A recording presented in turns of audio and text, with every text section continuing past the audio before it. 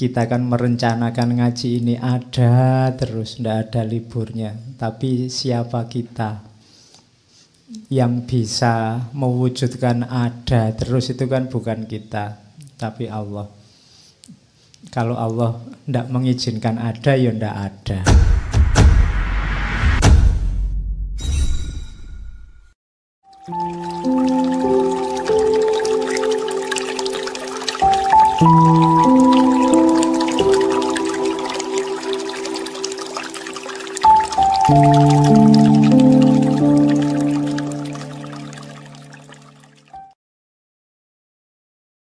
Oke, bismillah.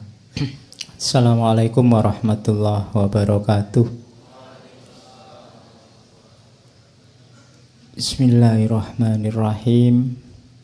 Alhamdulillahirabbil alamin. Wa bihi nasta'inu ala umurid dunya waddin. Allahumma sholli wa sallim wa barik ala habibina wa syafi'ina Sayyidina wa maulana Muhammadin wa ala alihi wa ashabihi wa man tabi'ahum bi ihsanin ila yaumiddin. Bismillah.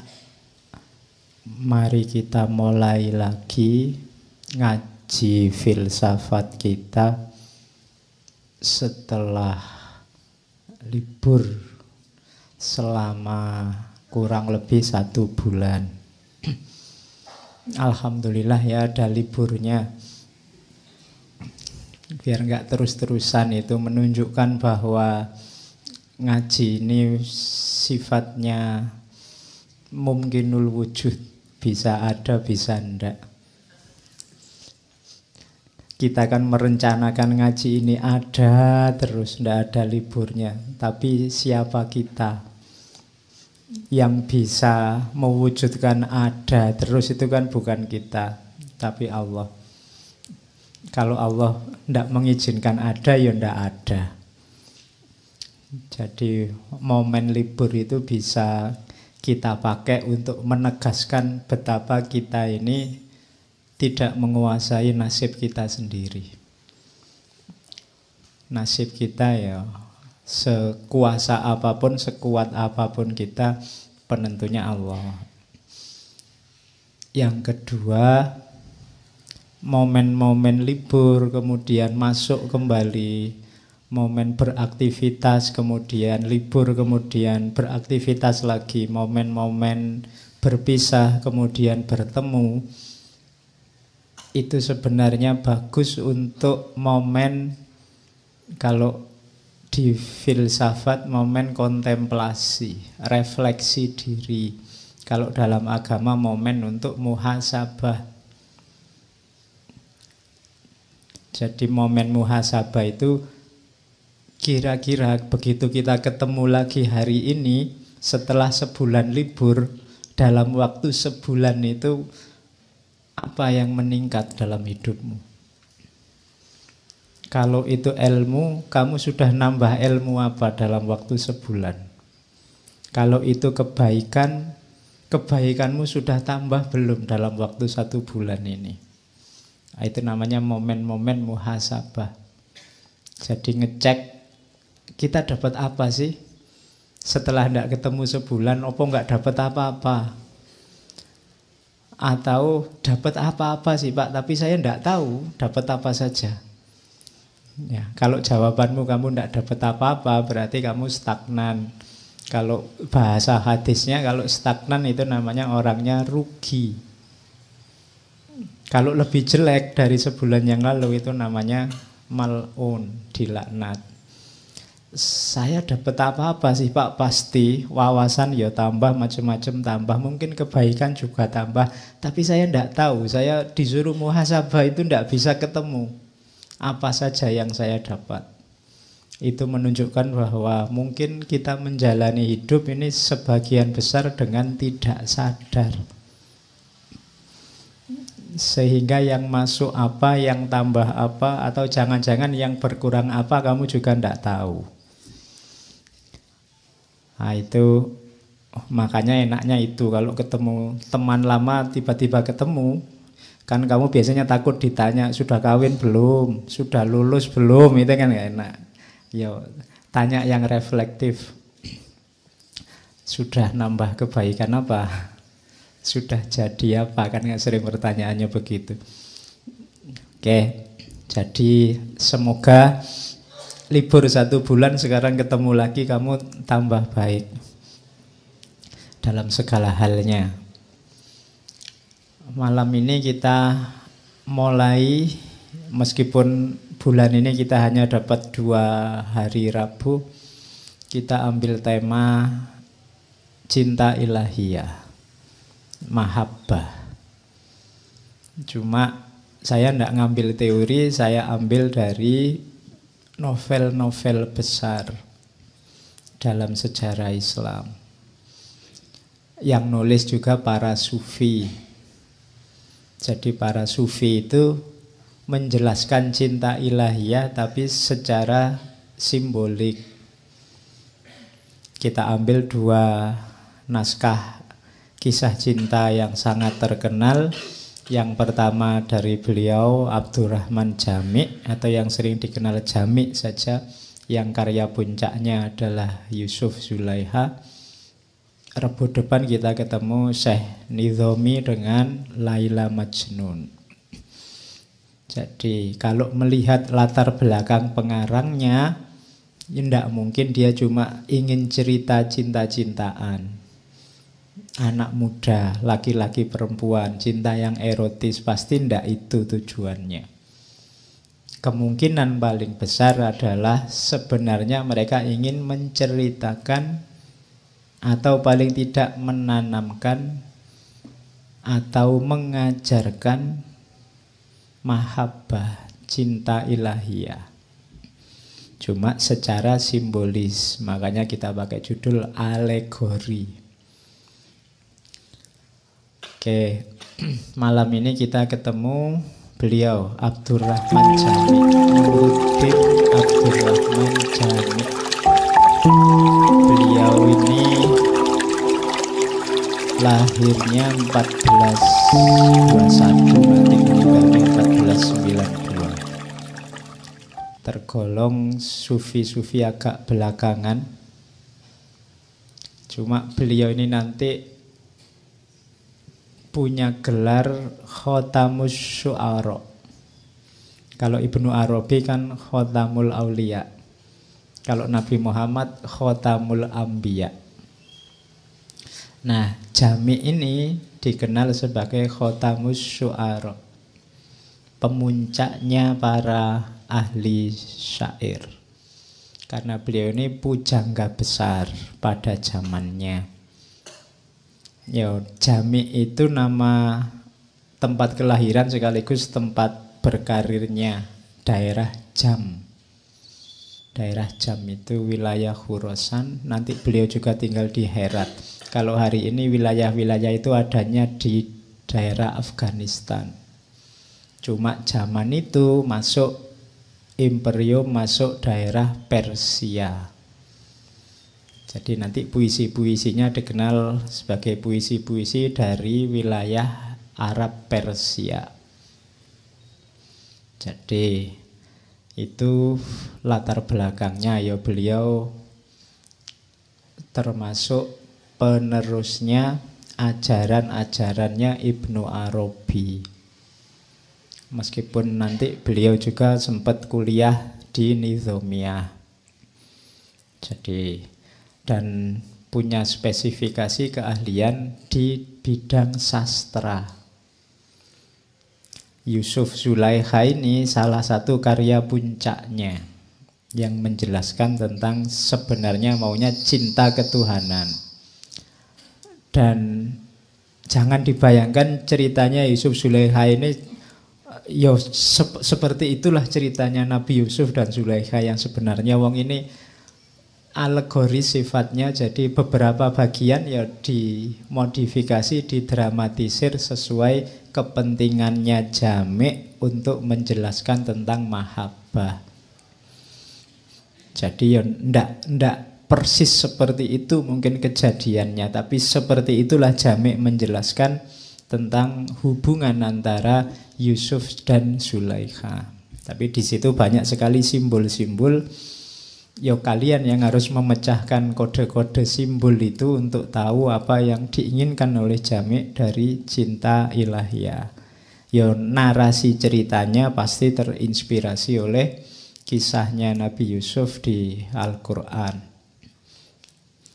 Di surat Yusuf, surat ke-12 dari Al-Quran. Oke, jadi itu tentang Abdurrahman Jami'. Karya-karyanya banyak, silahkan dijelajahi, sebagian besar sangat puitis. Yusuf Zulaikha ini termasuk jenis masnawi. Ya, yang belajar bahasa Indonesia dulu ketika belajar jenis puisi lama itu kan masnawi itu kan berarti strukturnya dua-dua. Sama Rumi nanti juga punya masnawi, lebih monumental, lebih terkenal. Tapi Jami' juga punya masnawi. Kalau di puisi lama kan masnawi itu strukturnya AA 2, terus bawahnya lagi BB, terus bawahnya lagi CC, dengan cara menyusunnya begitu. Meskipun ini sifatnya cerita, tapi modelnya masnawi, itu tidak gampang. Puisi gabung sama prosa. Nanti ya puisi lama itu ya, kalau 4-4 kan ada lagi rubaiyat. Kalau rubaiyat itu 4-4. Ada lagi yang 5-5. Kalau 5-5 namanya kit'ah. Ada lagi yang 8-8. Kalau 8-8 namanya ghazal. Oh, itu bahasa Indonesia. Pelajarannya dulu. Oke, semoga kalian masih ingat. Kalau lupa enggak apa-apa, enggak ditanyain malaikat. Oke, bismillah, kita mulai. Ya, saya bukanya tetap dari surat Yusuf ayat 12. 3 ayat pertama. Saya ambil 3 ayat ini karena ada beberapa kata yang menarik menurut saya. Kalau yang pertama alif lam ro itu tidak masalah, tilka ayatul kitabil mubin. Yang selanjutnya menarik, inna anzalnahu qur'anan arabiyyan la'allakum ta'qilun.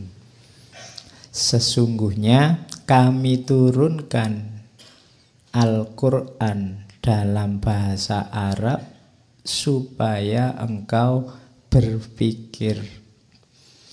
Ini ayat ini menarik, menjelaskan bahwa kenapa Allah menurunkan Al-Quran, supaya kita berpikir. Jadi Al-Quran itu harusnya menginspirasi kita, mendorong kita untuk berpikir. Jangan dipisah-pisah, jangan dipilah-pilah mana lebih penting Quran atau akal. Tidak, dua-duanya penting. Adanya Quran membuat kita jadi berpikir. Terus kalau ini yang tentang kisahnya, nahnu nakussu alaika ahsanal qasosi bima auhayna ilaika hadzal Quran. Jadi kami kisahkan padamu ahsanal qasosi. Makanya di pengantarnya Jami' itu kisahnya Yusuf Zulaikha itu disebut kisah paling baik, kisah paling agung. Karena Quran sendiri menyebutnya ahsanal qasosi. Jadi cerita paling agung. Isinya ternyata kisah cinta. Nah, oke, ya terserah tafsirmu apa. Wong yang ngomong Quran sendiri bahwa ini adalah kisah ahsanal qasosi bima auhayna, melalui apa yang kami wahyukan padamu lewat Al-Quran ini, hadzal Quran. Oke, jadi malam ini kita bertemu kisah paling luar biasa. Cuma ya karena ini sifatnya ngaji, saya tidak akan dongeng. Kamu sudah tahu rangkaian ceritanya, saya hanya nyuplek bagian-bagian tertentu yang tak anggap penting untuk menjelaskan cinta ilahiyah. Jadi saya tidak akan dongeng ya. Khawatirnya kamu tambah ngantuk. Saya ngomong gini aja kan kamu bolak-balik angop ngantuk. Apalagi aku dongeng. Oke. Saya buka-buka tulisan tentang jami'.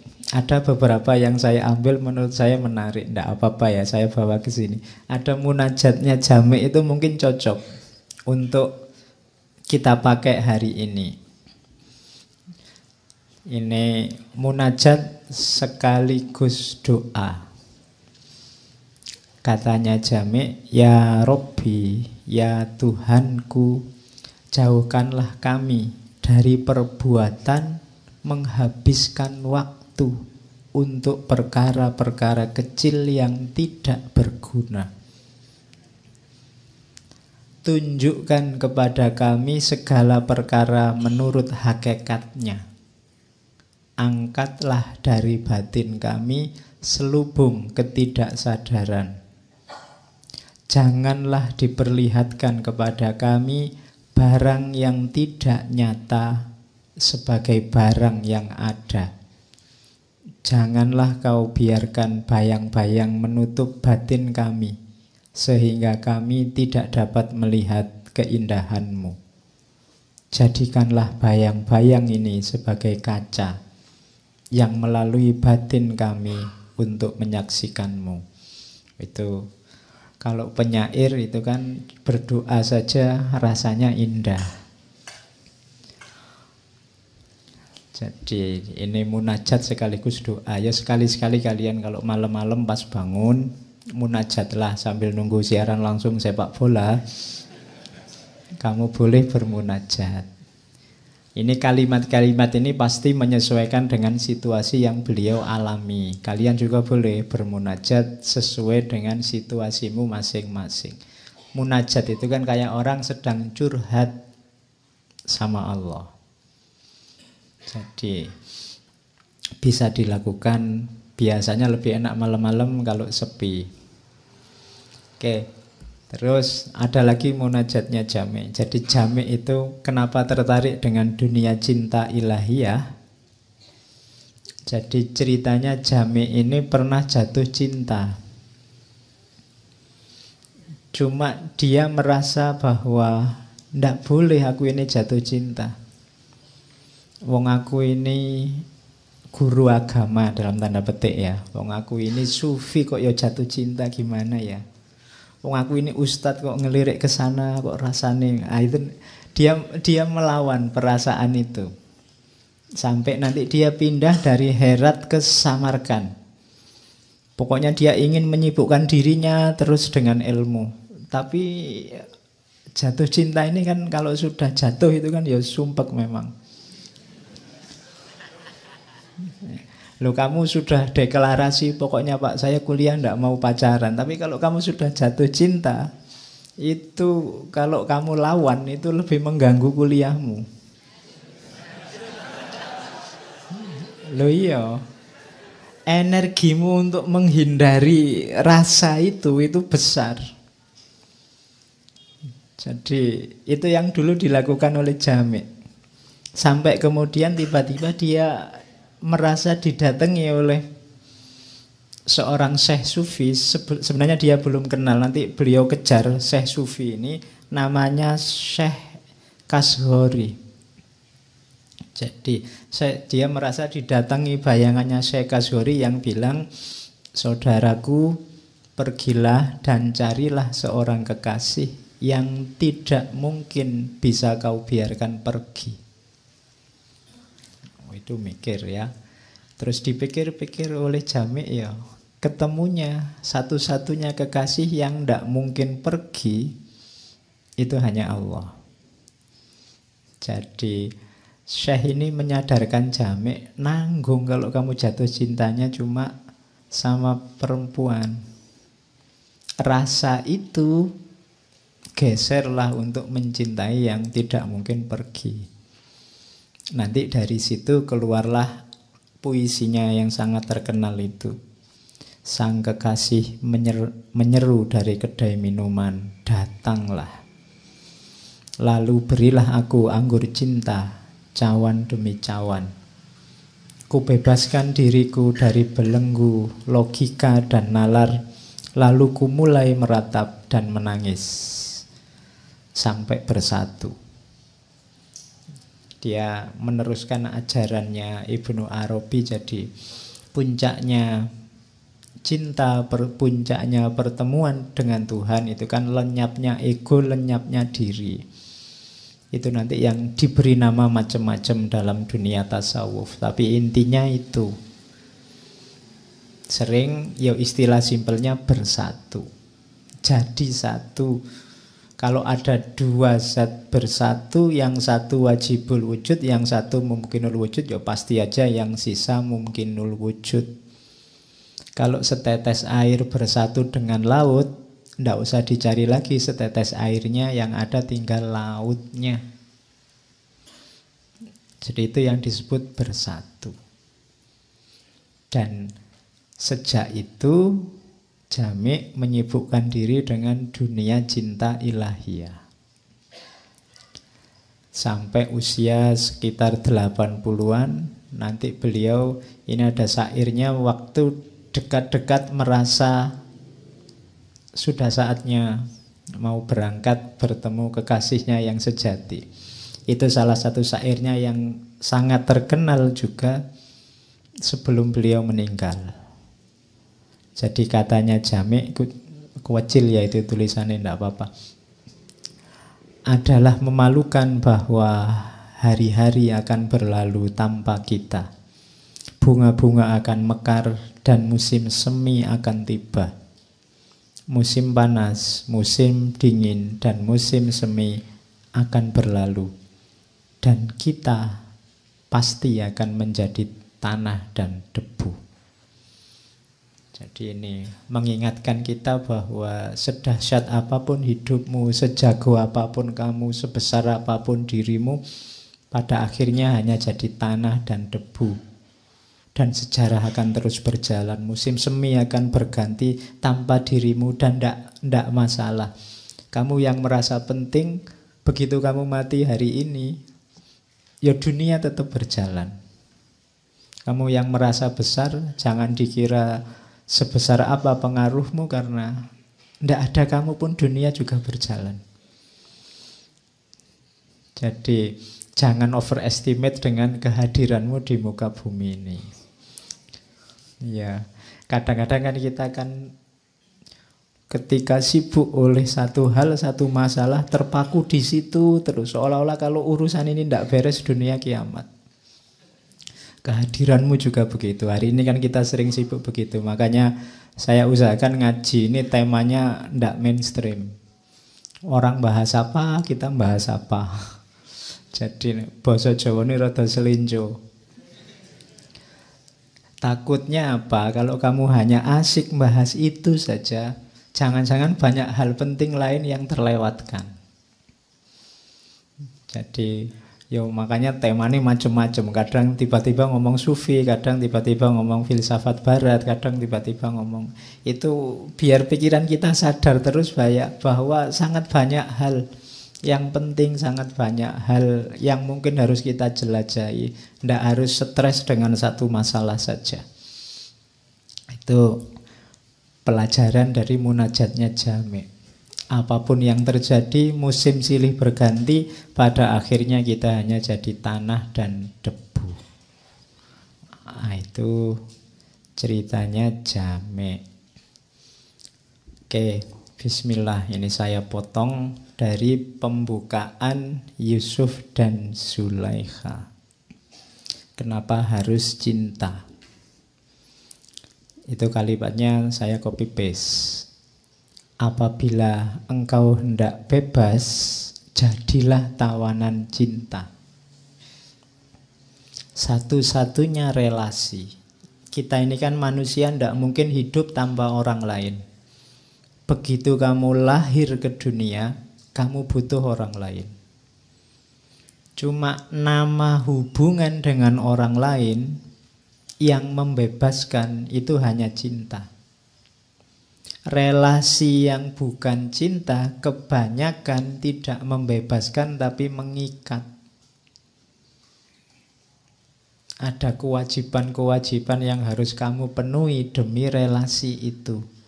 Tapi kalau relasinya namanya cinta, tidak. Ketika ibumu membesarkanmu, itu kan relasinya cinta. Dia capek luar biasa, dia kehilangan banyak. Tapi dia bahagia, senang luar biasa. Kenapa? Karena cinta padamu. Tidak merasa terikat sama sekali. Sama kayak kamu kalau punya pacar itu loh. Mbok kamu disuruh bangun pagi, jemput, nganter kuliah. Disuruh, lo iya kan, hujan-hujan disuruh apel. Berat lo itu, tapi kan kamu menjalaninya dengan senang, tidak merasa terikat, tidak merasa terbebani. Jadi kamu merasa, yo ini yang membahagiakanku, tidak ada yang mengikat. Padahal sebenarnya kamu rasanya kayak terikat, tapi sebenarnya tidak. Maka katanya Jami' di awal-awal Yusuf dan Zulaikha itu, jika engkau ingin bebas, jadilah tawanan cinta. Apabila engkau menginginkan kegembiraan, bukalah hatimu bagi penderitaan cinta. Ini kayak paradok ya. Kalau kamu ingin seneng, masuklah ke dunia cinta yang penuh penderitaan. Loh itu tadi kan penderitaan sebenarnya. Kamu harus jemput pagi-pagi, kamu harus apel malam-malam, hujan-hujan.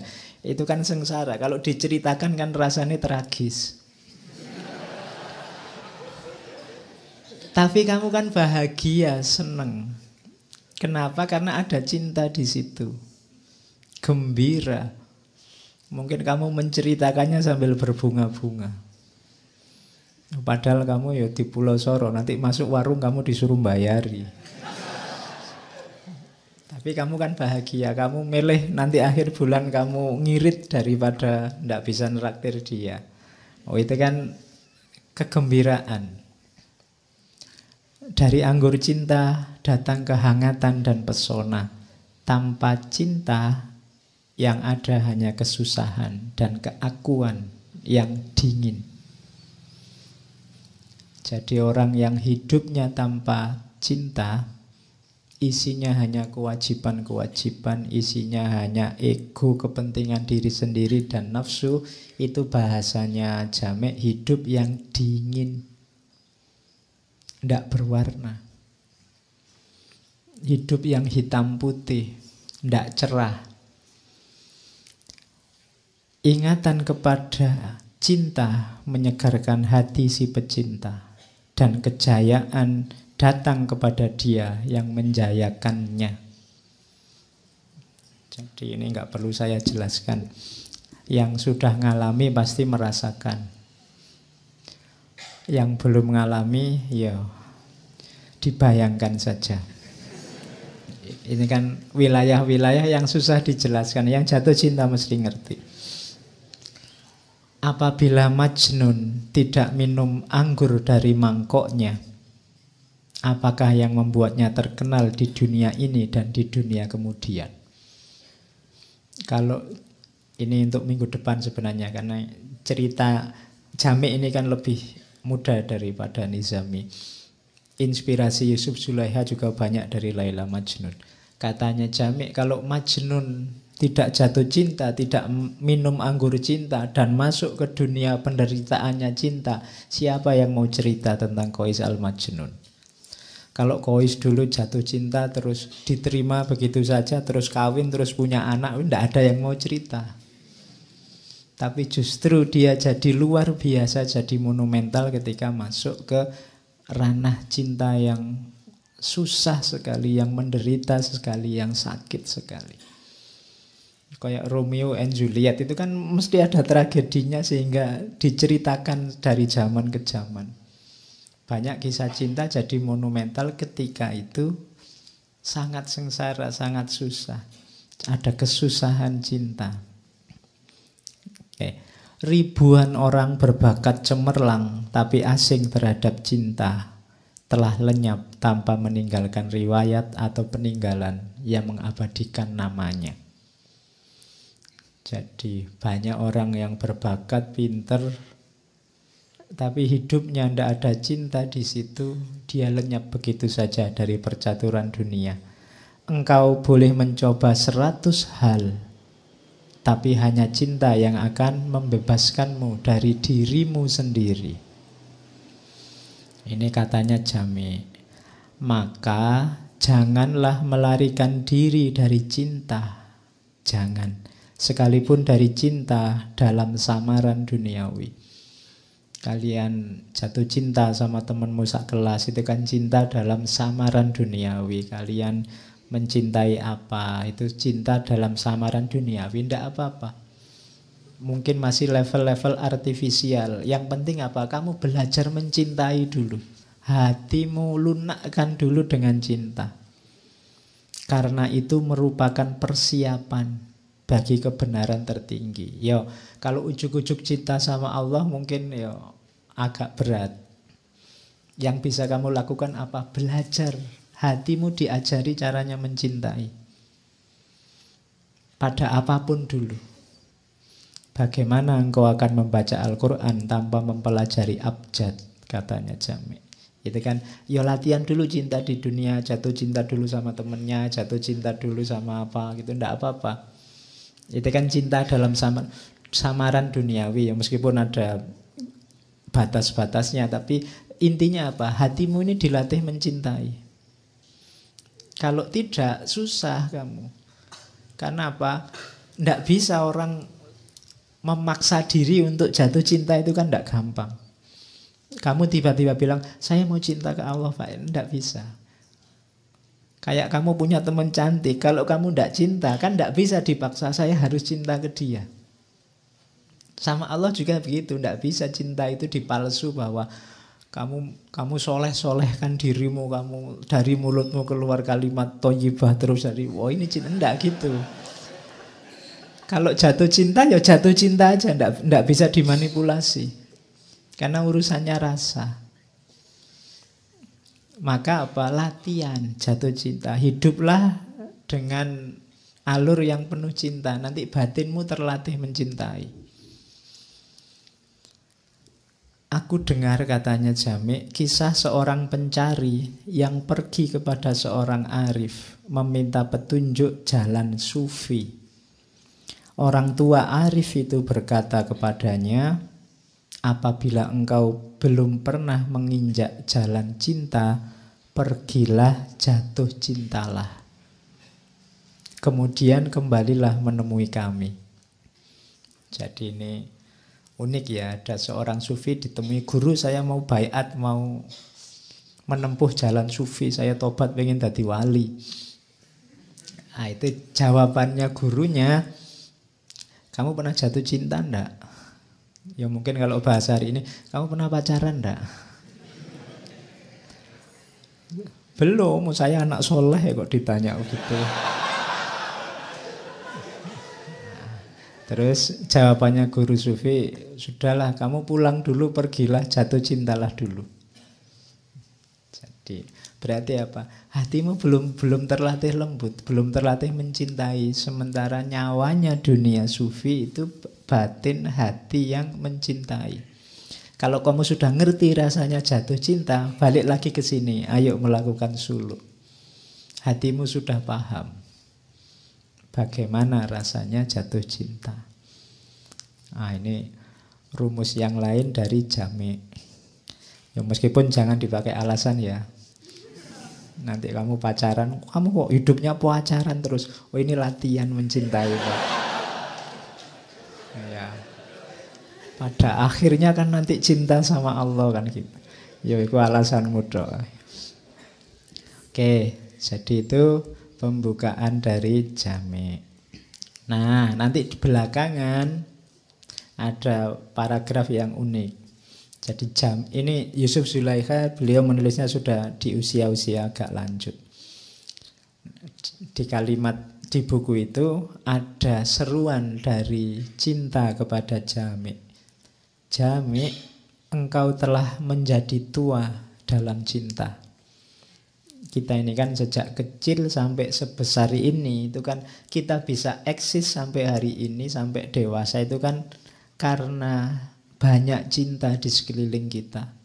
Sejak kita lahir dari orang tua kita, dari lingkungan kita, guru-guru kita, saudara-saudara kita, itu kan isinya saling butuh, saling mencintai. Maka kita bisa selamat dewasa sampai hari ini. Maka cinta menyeru pada Jami', engkau telah menjadi tua dalam cinta. Semoga engkau bertahan dan meninggal dengan sungguh-sungguh dalam cinta. Tapi katanya cinta, pertama-tama tuliskanlah suatu cerita tentang permainan cinta, sehingga dapat terpelihara satu jejak dari dirimu sendiri di dunia. Gambarkanlah dengan pena halusmu suatu lukisan yang akan tinggal setelah engkau pergi. Jadi itu di pendahuluannya Yusuf Zulaikha itu Jami' merasa dia harus meninggalkan satu jejak karya tentang cinta. Karena cinta adalah hal yang paling penting dalam hidupnya selama ini. Jadi itu belum kayak kalimat sebelumnya tadi kan, belum disebut orang besar, belum disebut orang yang berbakat sebelum meninggalkan karya dalam cinta. Maka sekaranglah saatnya jadi katanya kita tulislah karya tentang cinta. Dari situlah nanti kemudian beliau memilih kisahnya Yusuf dan Zulaikha. Saya tidak akan merunut dari awal, kalian sudah ngerti siapa Yusuf, siapa Zulaikha yang nanti jadi majikannya dan seterusnya. Kalau di Jami', Zulaikha itu seorang putri yang sebelum beliau nanti jadi istrinya wazir di Mesir, sudah diperlihatkan keindahannya Nabi Yusuf. Jadi dia sudah jatuh cinta sama Yusuf sebelum ketemu. Ketemunya di mimpi. Nah, dia mimpi ketemu seorang laki-laki yang indahnya luar biasa. Ya Nabi Yusuf itu kan bahkan di salah satu hadisnya katanya Nabi Muhammad kan Nabi Yusuf itu yang memiliki separuh keindahan, separuh ketampanannya laki-laki. Jadi kalau ada orang kegantengan seluruh dunia dibagi dua, yang separuh miliknya Nabi Yusuf, yang separuh dibagi orang sedunia mulai Nabi Adam sampai kiamat. Ya. Loh, ilustrasinya Nabi Muhammad kan begitu. Nabi Muhammad cerita ketika beliau ketemu Nabi Yusuf di langit ketiga waktu Isra Mi'raj. Itu kan di langit ketiga ketemu Nabi Yusuf. Dan beliau menggambarkan dia, Nabi Yusuf itu punya setengahnya. Jadi artis-artis ganteng siapapun itu cuma perlian kecil-kecil dari gantengnya Nabi Yusuf. Karena Nabi Yusuf yang punya separuhnya. Yo, untungnya kita nggak ngalamin, ngalami kalah saingan kabeh kamu. Oke ya, saya tidak membayangkan hari ini nanti dia tiap hari masuk TV diteriaki sama ABG itu mesti.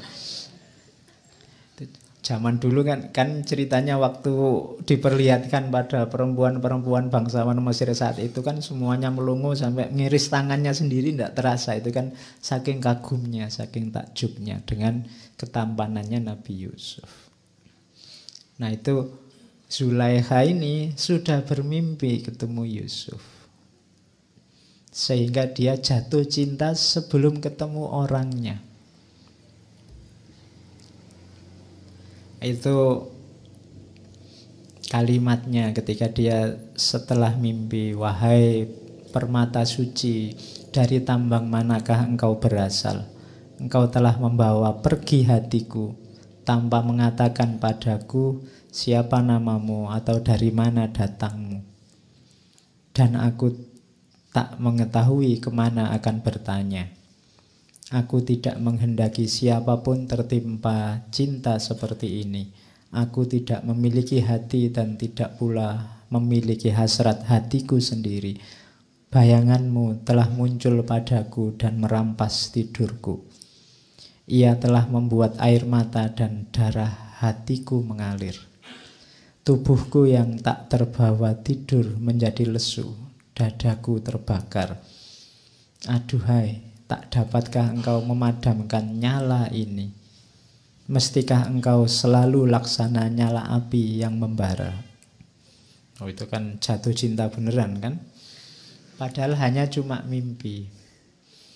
Ini sebenarnya simbol, kalau dalam bahasa sufi, kehausan spiritual. Jadi jiwamu itu sebenarnya menjerit-jerit ingin ketemu dirinya yang hakiki. Kamu tidak pernah ketemu, mungkin dalam tanda petik ya ketemu Allah. Kamu ngertinya mungkin hanya dalam bayangan-bayangan, dalam konsep-konsep. Tapi sebenarnya jiwamu sangat merindukan itu. Makanya ini alegori cinta ilahiyah.